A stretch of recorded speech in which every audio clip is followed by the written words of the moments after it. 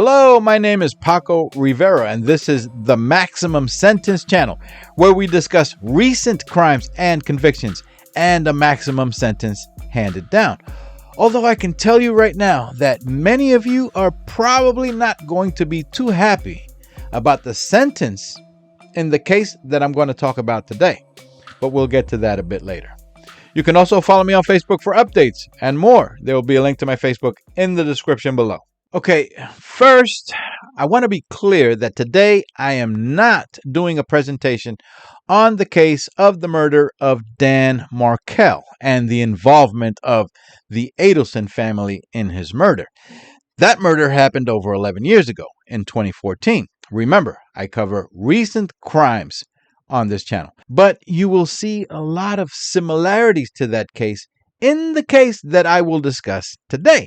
And you will even hear about direct links to that 2014 case, because one of the perpetrators in the murder that happened last year in 2024 had done Google searches on Donna Adelson and the murder of Dan Markel, maybe to see if they can perfect that crime and get away with it.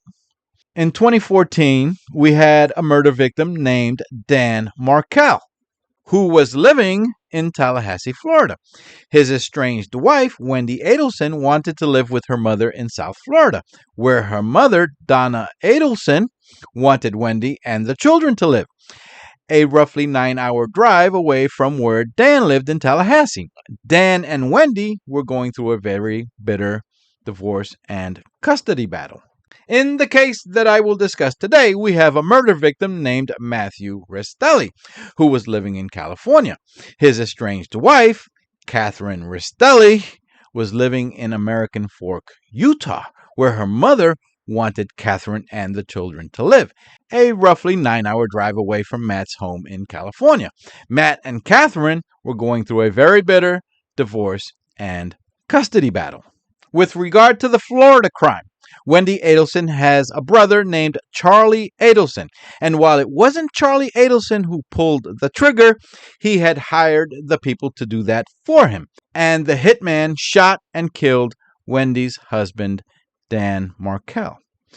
Kathryn Restelli has a brother named Kevin Ellis, who it was determined had shot and killed Kathryn's husband, Matt Restelli, after Matt was lured to Utah.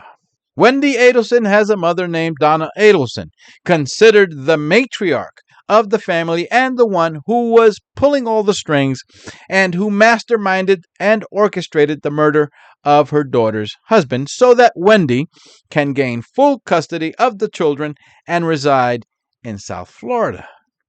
Kathryn Restelli has a mother named Tracey Grist, considered the matriarch of the family and the one who was pulling all the strings and who masterminded and orchestrated the murder of her daughter's husband so that her daughter can gain full legal custody of the children and reside in Utah. I would find it hard to believe that anybody is not familiar with the case of Dan Markel and the Adelson family. It has been consistently in the news for the past 11 years. In the past year, several more trials ended with Charlie Adelson and his mother, Donna Adelson, being convicted and sentenced to life terms in prison. So let's continue with the case of Matthew Restelli. Just to be clear, while the woman in the case that I will discuss today was charged with conspiracy to commit murder, that has not been the case for Wendy Adelson. No proof was ever found that she was directly involved with the murder of her husband, Dan Markel, even though a lot of people believe she must have known about the plans. Matthew and Kathryn Restelli were living on a 7-acre property in Aguanga, California, about 18 miles east of Temecula, California. They had married in the year 2016. All must have been going well for a time since they also had 2 children together. But things began to sour in the marriage and it began to fall apart sometime about the year 2020. And 4 years later, without saying a word, Kathryn Restelli took the 2 children and left California, and moved in with her mother in American Fork, Utah. As I said earlier, about a 9-hour drive from Temecula, California. The reports seem to indicate that Kathryn didn't have a car, so I don't know exactly how they were transported, though I think she did so by renting a car in California. Of course, when Matt Restelli learned that his children were taken away from him and from where he lived, he became furious, and there is speculation that he had expressed doing whatever it takes to get them back, including taking the matter to court. And he expressed his frustrations to his wife on the phone. Those discussions between Matt and his estranged wife now, Kathryn, had continued via a series of phone calls over the following weeks. And, of course, Kathryn had also discussed everything that was said with her mother, Tracey Grist. Tracey Grist decided to put into motion a plan that will ensure her daughter Kathryn and Kathryn's children remain in Utah legally and prevent Matt Restelli from being granted custody or even shared custody, because by living in California, shared custody would be too complicated for them. And a judge in California will probably say that the children cannot be removed from the region where they were growing up. So, how does the mother, the matriarch of this family, put her plan into motion? By finding a way to get rid of Matt Restelli permanently. First, the next time Matt Restelli called Kathryn on the phone, she will say that she wants to reconcile the marriage and move back to California with the kids. Matt, of course, was thrilled. They discussed her transportation, and Kathryn said that she will need to rent a car, but that she needed money for it. So Matthew sent the money to Kathryn. However, in another conversation, Kathryn told Matthew that the car rental agency won't rent her a car because her license is from out of state and they won't accept a debit card payment. So Matthew agreed to drive to Utah to get them. That's the arrangements that were made. Kathryn told Matthew that she would have all her things ready and the kids to get in the car when he arrives and head back to California. However, it was later learned that Kathryn had not packed a single thing. No luggage. Nothing. About 3 weeks after Kathryn had fled from California with the children, on July 12th, 2024, Matt arrived at the home of Tracey Grist in American Fork, Utah, where Kathryn was living. Now, according to reports and court records on this case, there was a tracking device in Matt's vehicle called an Apple AirTag. Who put it there or how it got there is not important. Lots of people have AirTags in their car now, in case their car gets stolen or they can't find their car in the airport parking lot, or for whatever reason. But it was learned that Kathryn had access on her cell phone to know Matt's exact location as he was traveling from California to Utah, and she had shared that app with her mother and her brother, Kevin Ellis, so they will also know. And according to reports, Kathryn and Matt had also talked on the phone during his travels. And one of the things that Kathryn told Matt as he was getting close was that the door will be left open for him, that he does not need to knock or ring the doorbell, to just come on in when he gets there. A neighbor's security video camera showed Matthew Restelli arriving at the home of Tracey Grist at exactly 10:06 p.m. Exactly 1 minute later, at 10:07 p.m., another neighbor heard gunshots coming from the home of Tracey Grist. Now, I say 1 minute later, but from 10:06 to 10:07 might have been just seconds that passed. That neighbor that heard the gunshots called 911 to report that at 10:07 she heard the gunshots. Tracey Grist called 911 at 10:15 p.m. 10:15 p.m. That is 8 minutes after gunshots were heard in her home.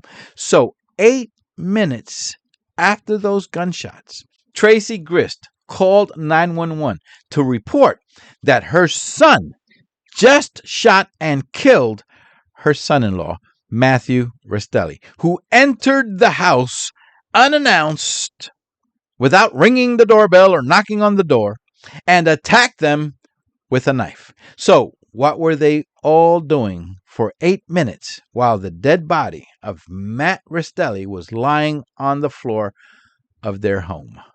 When American Fork police arrived at the home, there were 5 people inside that house. Tracey Grist and her son, Kevin Ellis, who told police that they were downstairs at the time of the shooting. Also in the house was Kathryn Restelli and her 2 children, who said that they were upstairs at the time of the shooting. If Kathryn knew Matt was about to enter the home, why was she upstairs? Anyway, according to family members in the home, Matthew had entered the house without knocking or ringing the doorbell. He just barged right in, and that he had a knife in his hand, and that he was about to attack. And that is when Kevin, according to the family, went over to the garage to retrieve a handgun and then come back to the living room area where Matthew Restelli had entered the door. Yes, while a man has barged into the home with a knife to attack, Kevin had the time to go to the garage to go get his gun. I can tell you now that when Kevin was detained by police, they saw that he was wearing a gun holster on his hip.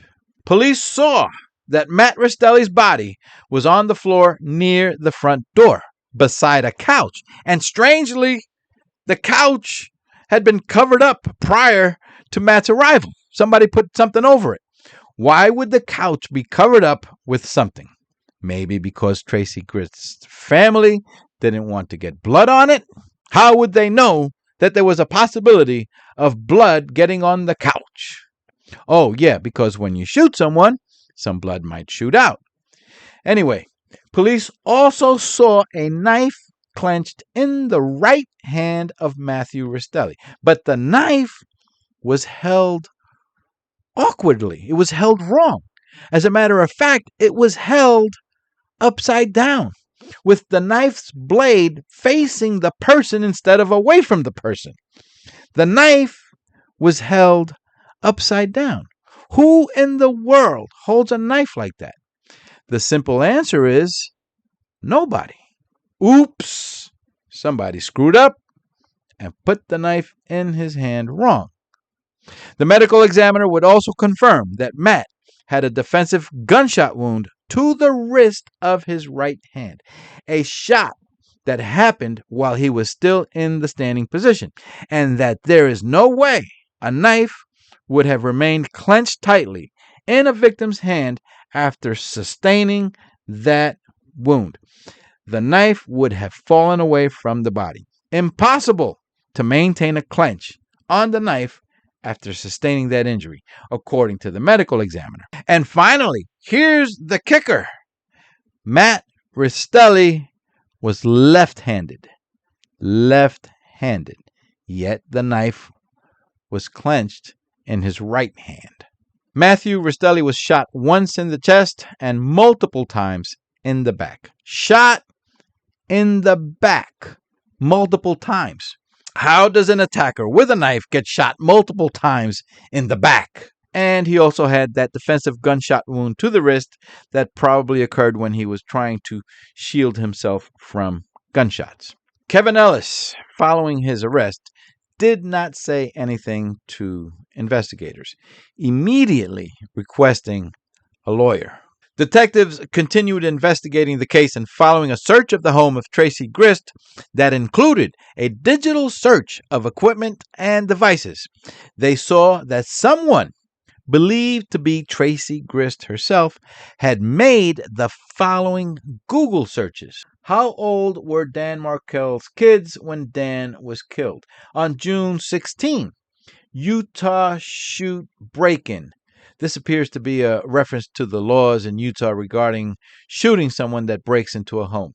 Remember, this search occurred before Matt arrived in Utah. On June 17, how to get my U.S. passport fast. On June 22nd, what if mom takes kids for overstate line visit and dad doesn't agree? As you can see, whoever did these searches has atrocious spelling. Adelson, Donna. Adelson, Donna, movies and TV shows. New Dateline episode, January 19. Donna Adelson arrested at the airport. In October, after it became apparent that Matthew was lured to Utah, both Tracey Grist and her daughter Kathryn Restelli were also arrested for conspiracy to commit murder. This past September, after pleading guilty to avoid trial, Kathryn Restelli was sentenced to 2 terms of 1 to 15 years in prison. Yes, 1 year to 15 years for murder and conspiracy to commit murder, and 5 years to life for felony discharge of a firearm, a first-degree felony. The judge gave her credit for the 316 days that she had already spent in jail while awaiting and during court hearings. Kevin, Ellis, and Tracey Grist have been charged with murder, conspiracy to commit murder, and 2 counts of domestic violence in the presence of a child. Kevin Ellis is also charged with possession of a gun, something that he was restricted from having because of prior convictions, and drug possession because cocaine was found in his bedroom during a search of the property. Both are scheduled for jury trials in January and February of next year, 2026. I will provide an update here and on my Facebook regarding the outcomes of those trials. Matthew Clark Restelli, known affectionately as Matt, passed away tragically on July 12, 2024 in American Fork, Utah at the age of 42. He was born on May 4, 1982 in Houston, Texas. Matt's life was characterized by his deep love for the outdoors. He was an avid mountain biker and fisherman. He spent many hours exploring nature's trails and reveling in its tranquility, often accompanied by his beloved children. Matt's adventurous spirit and his profound appreciation for the natural world were evident to all who knew him. His commitment to his family was unparalleled, providing them with not just love, but the shared experience of adventure that brought them closer together. Matthew and Kathryn Restelli's 2 children are now in the custody of Matt's married brother, Mark Restelli, who is raising them along with his own children. According to one report, Restelli said that because they are with him, they have a fighting chance at life. He said that he brought his niece to a father-daughter dance, which he plans to do each year, but that should be his brother's role. Please go ahead and hit the subscribe button for more of these recent true crime stories so that you're alerted when the next one comes out. You can also follow me on Facebook for updates. There will be a link to my Facebook in the description below. My name is Paco Rivera. Thank you for watching. Take care and bye for now.